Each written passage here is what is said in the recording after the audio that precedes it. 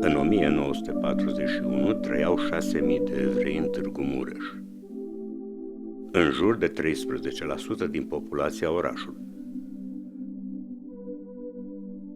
Aproape toți au fost deportați la Auschwitz în 1944 de către hortiști.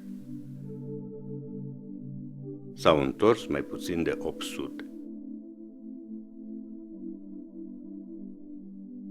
Aceasta este povestea lui Jussi Scheinor.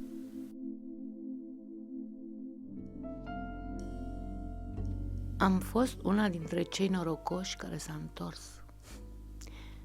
Când m-am întors din lagăre, am aflat că și frații mei supraviețuiseră.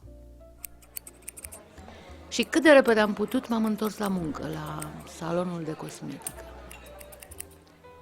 Femeia de serviciu de acolo m-a convins să cumpărăm un bilet la loterie.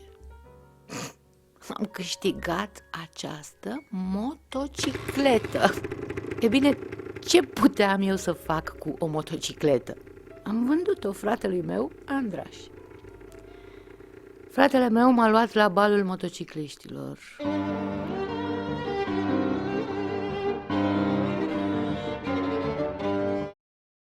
Și acolo l-am întâlnit pe Eno Schombrun. A venit și s-a așezat pur și simplu lângă mine. Bietul de el fusese timp de 8 ani împrizonierat undeva în Ucraina și acum era bucuros că în sfârșit poate fi acasă.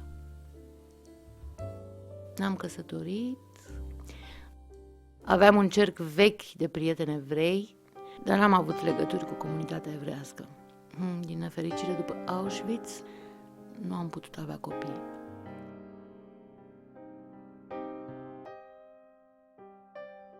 L-am pierdut pe Eno în 1977, după o lungă suferință.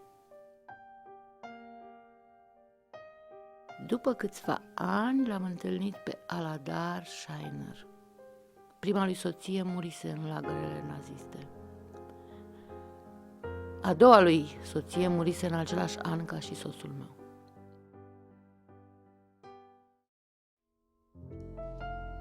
Ne-am căsătorit și Aladar m-a adus în mica noastră comunitate evrească, unde el a fost președinte timp de 20 de ani.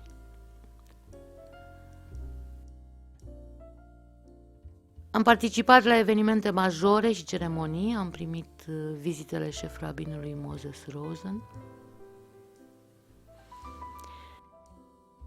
Din păcate, nici Aladar nu mai trăiește. Eu, totuși, încerc să rămân activă în comunitatea noastră. Sunt în legătură cu familia mea, mă sună în fiecare săptămână. De fapt, acum aștept un telefon din America de la fratele meu, Andraș. Astăzi mai trăiesc mai puțin de 200 de evrei în Târgu Mureș. După Holocaust, familii întregi au dispărut și majoritatea bătrânilor evrei din România trăiesc singuri. Prin intermediul Joint Distribution Committee, comunitățile sunt ajutate, sinagogile sunt încă deschise și alimentele și medicamentele necesare ajung la cei care sunt în nevoie.